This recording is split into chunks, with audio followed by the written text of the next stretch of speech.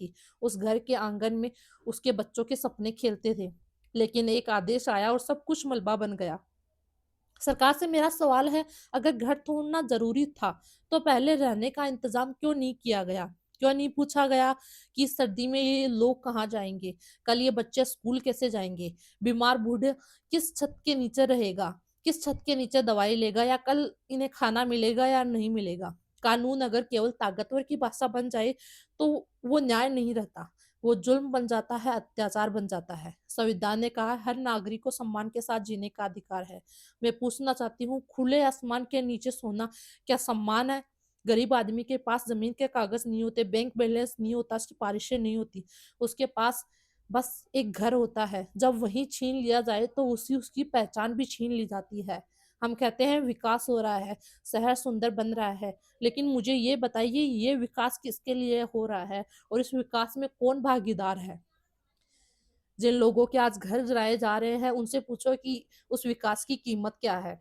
क्या उस बच्चे के लिए जो मलबे पर बैठकर किताबें ढूंढ रहा है, या उस माँ के लिए जो अपने बच्चे को ठंड से बचाने के लिए छाती से लपेटे हुए है? या फिर विकास सिर्फ ऐसी कमरों में बैठकर फाइलों में लिखा जाता है? आज ये किसी और के साथ हो रहा है, कल ये हमारे साथ भी होगा, परसों किसी और के साथ होगा।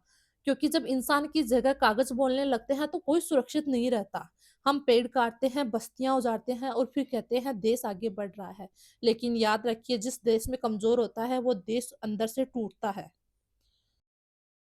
मैं प्रशासन से पूछना चाहती हूँ, क्या किसी अफसर ने एक रात बिना घर के बिताई है? या कभी किसी ने अपने बच्चे को खुले आसमान के नीचे सुलाया है? अगर नहीं, तो फिर फैसला लेते समय इतनी बेरहमी क्यों? घर तोड़ना आसान है, घर बसाना मुश्किल। और जो सरकार बस तोड़ना जानती है, बसाना नहीं, वो सरकार ने ताकत का प्रदर्शन है।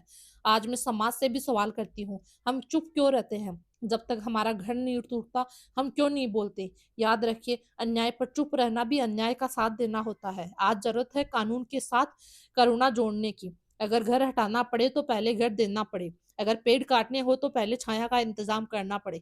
वरना इतिहास गवाह है, जो समाज कमजोरों की आह नहीं सुनता वो समाज ज्यादा दिन तक नहीं टिकता।